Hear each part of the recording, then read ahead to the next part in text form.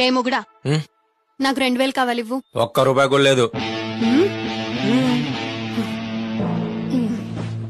చెప్పు. వాకిలి ఉడిచి ఇల్లు తుడిచి గిన్నెలు తోవడానికి 12,000 అండి.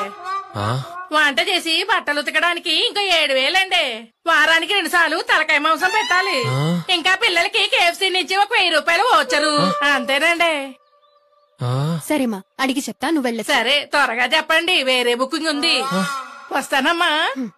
పల్వే టవల్ టవల్ ఇవ్వడానికి 29 రూపాయలు అవుతుంది.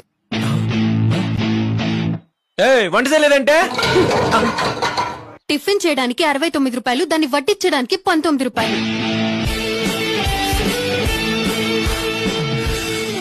నా పనులు నేనే చేసుకుంటాను.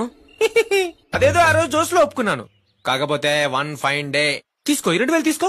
తీసుకో, పర్లేదు ఉంచుకో. 2,000 రూపాయలు కాదు, నాకు నెలకి 10,000 జీతం కావాలి. పోవే కప్పలు రాని. హోటల్ టిఫిన్ పోతేనే పల్లెం గ్లాస్ స్పూన్ జోలో పెట్టుకుని వచ్చి అమ్ముకునే కకృతి నా కొడుకు నేను. అలాంటి వాడిని నీకు